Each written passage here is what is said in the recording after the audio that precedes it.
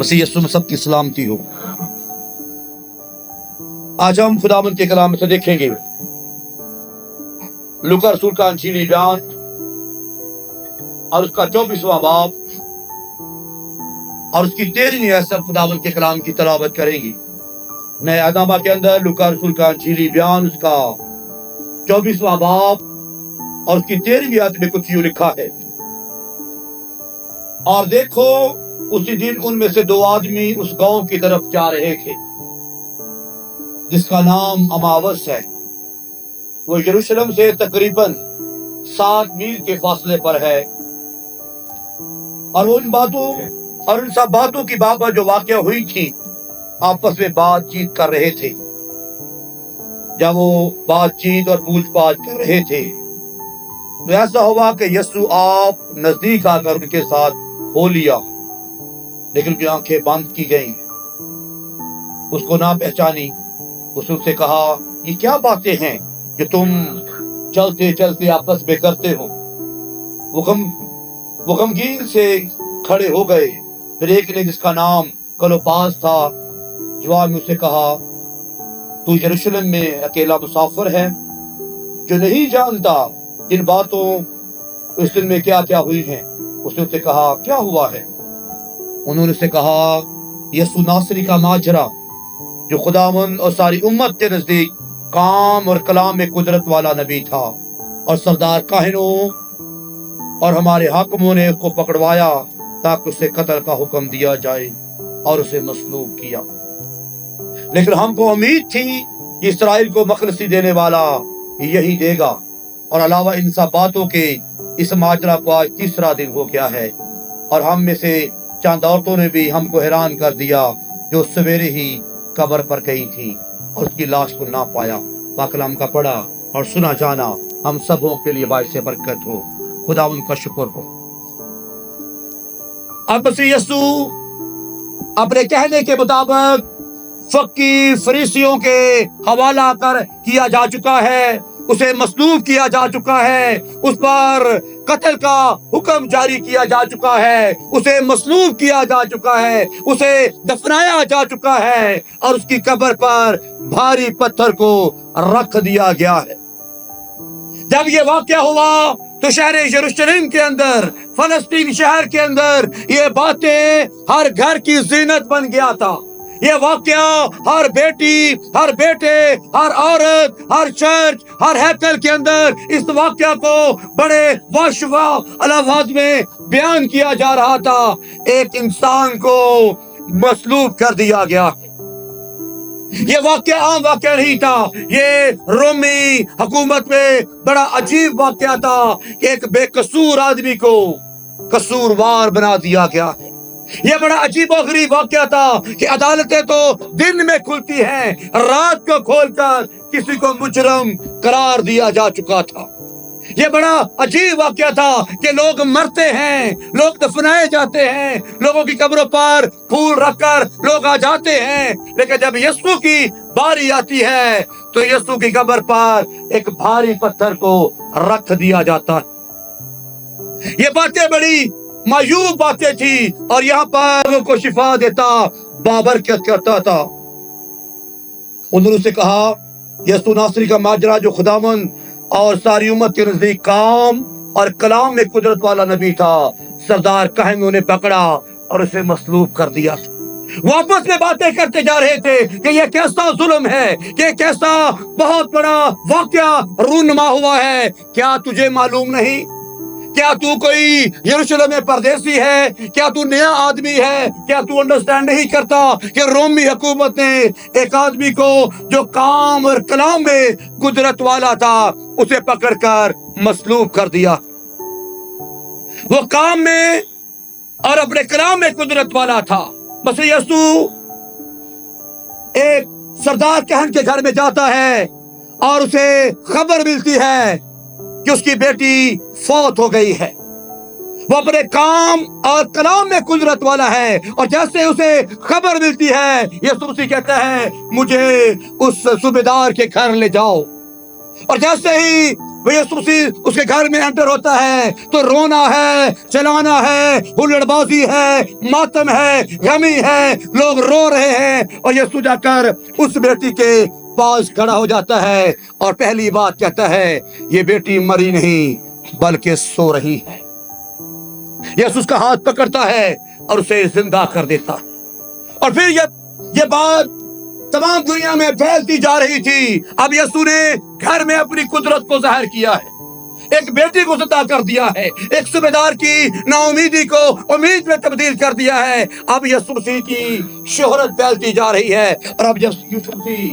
ایک فلسطین میں جاتا ہے، اور نین شہر کی بیوہ کا بیٹا فوت ہو چکا ہے۔ اب بیٹا فوت ہو چکا ہے، نہ باپ ہے نہ کوئی سہارا ہے، وہ عورت اکیلی رو رہی ہے، پریشان ہے، اور لوگ اس کے بیٹے کو اٹھا کر قبرستان کی جانب لیے جا رہے ہیں، کیونکہ وہ اپنے کلام اور کام میں قدرت والا تھا۔ اور جب یسوع مسیح نے دیکھا کہ نین شہر کی بیوہ کا بیٹا فوت ہو چکا ہے تو وہ رستے میں جنازے کو روکتا ہے اور کہتا ہے کیا ہوا؟ اور کلام لکھا ہے لوگ طرح طرح کی باتیں کرتے، شاید یسوع کا منہ دیکھنا چاہتا ہے، یسوع سے آخری دیدار کرنا چاہتا ہے، لیکن یسوع مسیح نے اس نین شہر کے بیوہ کے بیٹے کو پکڑا اور زندہ ہو گیا، کیونکہ یسوع کلام اور کام میں قدرت والا تھا۔ پہلے گھر میں زندہ کیا ہے، اب اس نے سڑک پر زندہ کیا ہے، اور اب چلتا چلتا وہ قبرستان کی جانب آ چکا ہے، اور جب قبرستان میں جاتا ہے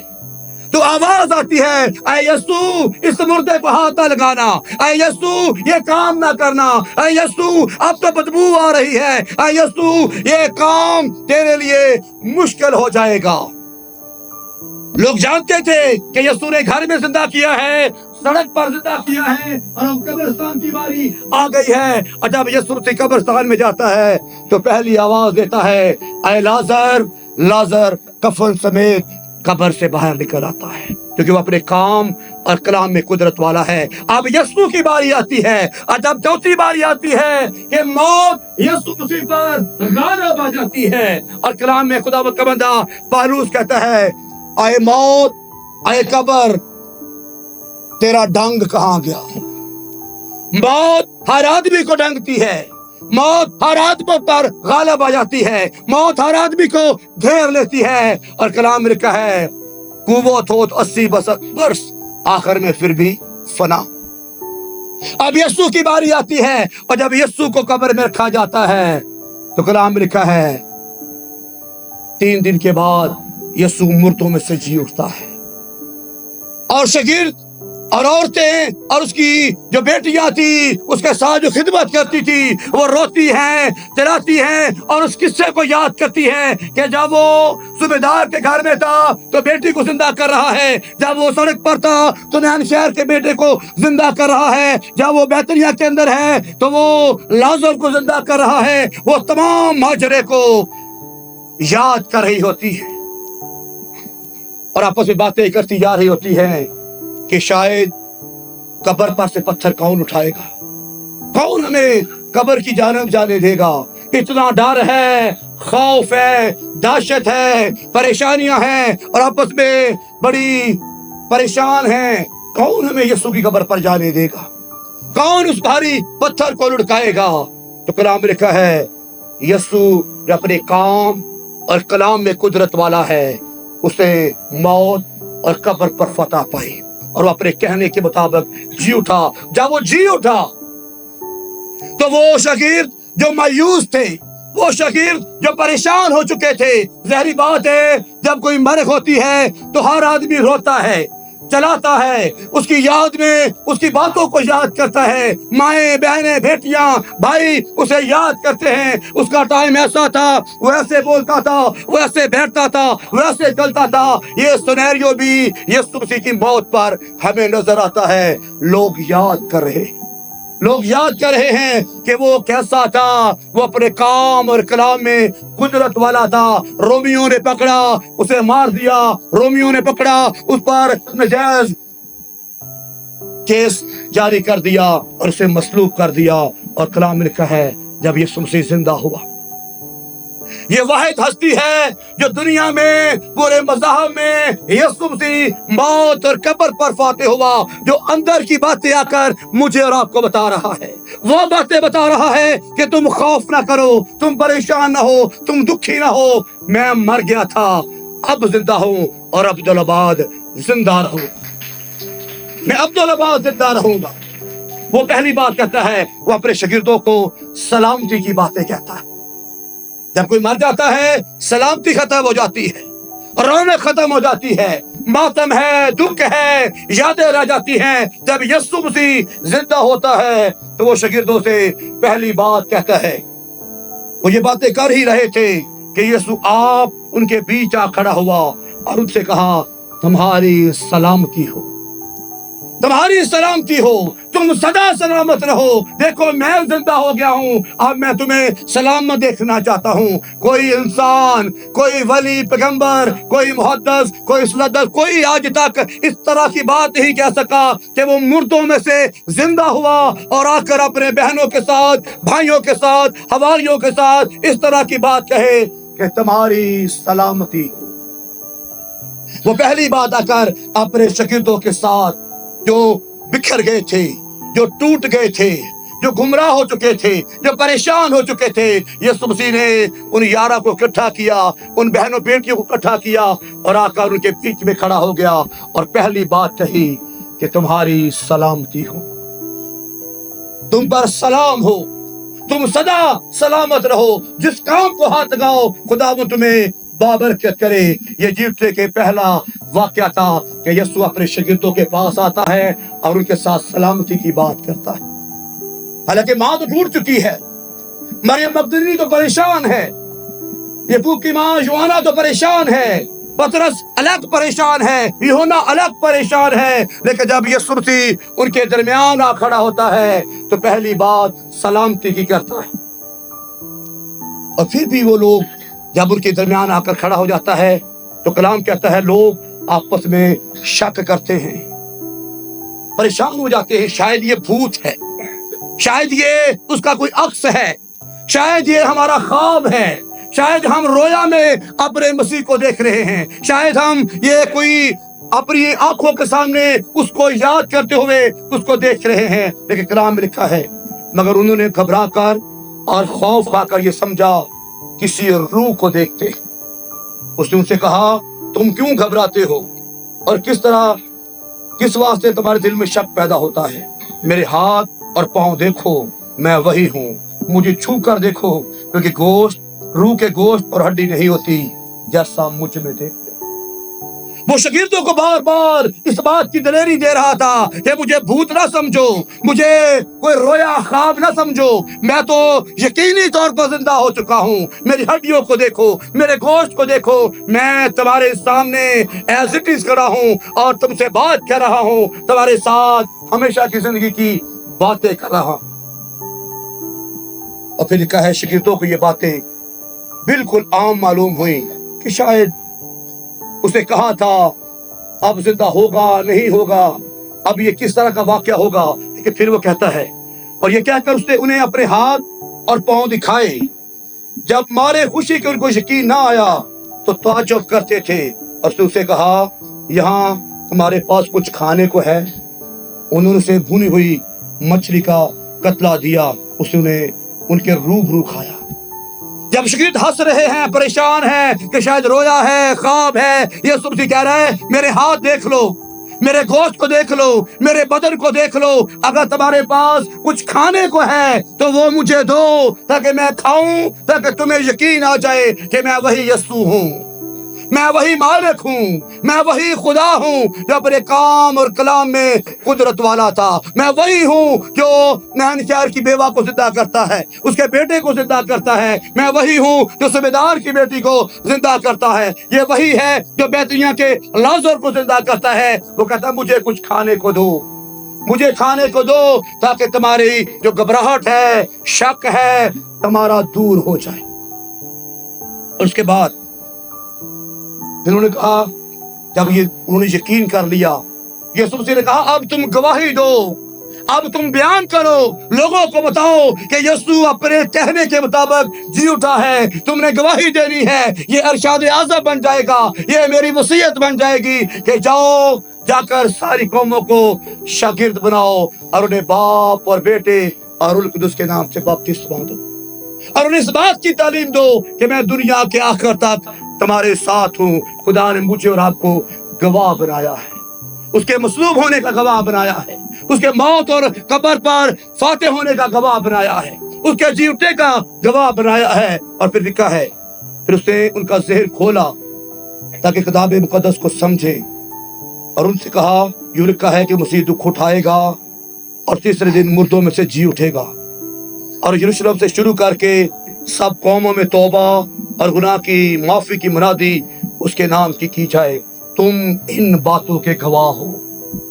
تم گواہ ہو. یہ کلام کہتا ہے کہ وہ غیر قوموں کے حوالہ کیا جائے گا, وہ فقی فریسیوں کے حوالہ کیا جائے گا, وہ مارا جائے گا, وہ مصلوب کیا جائے گا, وہ موت اور قبر پر فاتح ہوگا. تم گواہ ہو, تم گواہی دو گے, تم میرے شاگرد بنو گے, تم لا کر لوگوں کو بیان کرو گے. آؤ دیکھو اس کی صلیب کھالی, آؤ دیکھو اس کی قبر کھالی, آؤ دیکھو وہ اپنے کہنے کے مطابق جی اٹھا ہے. یہ میری اور آپ کی ذمہ داری. صرف کپڑے پہن لینا, صرف نام لے لینا کہ آج عید قیامت المسیح ہے, مسیح یسوع زندہ ہو چکا ہے, مسیح یسوع نے موت اور قبر پر فتح پائی ہے, یسوع مسیح کی قبر پر پتھر رکھ دیا گیا تھا, یسوع مسیح کی قبر پر مہر لگا دی گئی تھی, یسوع مسیح کی قبر پر پہرے بٹھا دیے گئے تھے. صرف یہ کافی نہیں بلکہ گواہ بننا ہے. آپ نے اور میں نے گواہ بننا ہے, گواہی دینی ہے کہ میرا خدا اپنے کہنے کے مطابق جی اٹھا ہے. اور جب یسوع مسیح یہ باتیں کہہ چکا تو کہتا ہے کہ گھبرانا نہیں. اگر گواہی دینے کے لیے مشکل ہے, بولنا مشکل ہے, کہنا مشکل ہے, ادا کرنا مشکل ہے, تو خداوند کہتا ہے میں تمہیں روح القدس انعام میں دوں گا. وہ تیرا رہنما ہوگا, وہ تیرا مددگار ہوگا, وہ تیری گواہی دینے میں, تیرے بولنے میں, تیرے کہنے میں تیرا حامی اور ناصر ہوگا. اور کلام میں لکھا ہے, اور دیکھو جس کا میرے باپ نے وعدہ کیا ہے میں اس کو تم پر نازل کروں گا, لیکن جب تک عالم بالا سے تم کو قوت کا لباس نہ ملے اسی شہر میں ٹھہرے رہو. جب تک تمہیں روح القدس نہ مل جائے, جب تک تمہیں پاور نہ مل جائے, جب تک تم دلیر نہ ہو جاؤ, جب تک تم بابرکت نہ ہو جاؤ, جب تک تمہارے اندر کوئی پاور نہ آ جائے, جب تک تم بولنے کے لائق نہ ہو جاؤ, تم اسی شہر میں ٹھہرے رہنا. یہ تھی 5 باتیں جو یسوع مسیح نے اپنے جیوتے کے بعد اپنے شاگردوں کے ساتھ کہی. یسوع مسیح اپنے شاگردوں کو بار بار اس بات کے لیے بتانا جا رہا تھا کہ دیکھو میں وہی یسوع ہوں جو تمہارے ساتھ کھاتا پیتا اٹھتا چلتا پھرتا آخری فصح کو سیلیبریٹ کر رہا ہے. اور میں نے پہلے بیان کر دیا تھا کہ یہ بدن توڑا جائے گا, یہ قربان کیا جائے گا, یہ اس کا خون بہایا جائے گا, کیونکہ پہلے ہی سے خداوند کے بندہ یوحنا نے کہہ دیا تھا کہ یہ خدا کا برہ ہے. جو برہ ہے وہ قربان تو ہوگا, جو برہ ہے وہ میرے اور آپ کی نجات کا لیے خون تو بہائے گا, جو برہ ہوگا وہ میرے اور آپ کی شفاعت کے لیے قربان تو کیا جائے گا. یہی یسوع کہہ رہا تھا کہ تم گواہ ہوگے, تم یوحنا کی بھی گواہی دو گے, تم پطرس کے انکار کی بھی گواہی دو گے, تم اس خالی قبر کی بھی گواہی دو گے, تم اس سپاہیوں کی بھی گواہی دو گے, تم اس عورتوں کی دلیری کی بھی گواہی دو گے, تم صبح سویرے گلیوں کوچوں میں بھی جا کر اس کی گواہی دو گے کہ وہ اپنے کہنے کے مطابق جی اٹھا ہے. ہر آدمی مرتا ہے, نہیں اٹھتا. ہمارے گاؤں میں ایک بزرگ تھا, وہ بڑی شفائیں دیتا, بڑے کام کرتا. اس نے اپنے بیٹے سے کہا کہ جب میں مر جاؤں گا تو مجھے قبرستان میں نہ دفنانا, مجھے گھر کے اندر ہی دفنا دینا, میں بھی یسوع کی طرح 3 دن کے بعد جی اٹھوں گا. انہوں نے قبر بنائی, قبر کے باہر ایک کھڑکی سے انہوں نے رکھ دی, اور ایک دن انہوں نے دیکھا بابا نہیں اٹھا, دوسرے دن دیکھا بابا نہیں اٹھا, تیسرے دن اس میں سے بدبو آنا شروع ہو گئی, اور انہوں نے اسی قبر کو وہیں پر انہوں نے پھینک دیا, دفنا دیا, کیونکہ صرف ایک ہستی ہے جو اپنے کلام اور کام میں قدرت والی ہے, اور اس کا نام یسوع مسیح ہے جو موت اور قبر پر فاتح، جو موت اور قبر پر فاتح ہے۔ اس نے کہا ہے کہ جاؤ، جا کر سب کو شاگرد بناؤ اور انہیں خداوند کی باتیں بتاؤ۔ یہ میں نے اور آپ نے کرنا ہے۔ یہ صرف خادموں کی ضرورت نہیں ہے، یہ صرف چرچ کی ذمہ داری نہیں ہے، ہر بیٹی کی، ہر بیٹے کی، ہر بزرگ کی، ہر بڑے کی ذمہ داری ہے کہ جاؤ، جا کر ساری خلق کے سامنے انجیل کی منادی کرو، جاؤ ساری قوم کو بتاؤ، اپنے خداوند کے لیے تیار کرو، بیدار کرو کہ اگر کوئی اپنے گناہوں کا اقرار کرے گا، اپنی ساری ناراضگی کو خداوند کے آگے رکھے گا تو اسے معاف کرنے میں سچا اور عادل ہے۔ خداوند اس کلام کے وسیلہ سے سب کو بڑی برکت دے، آمین۔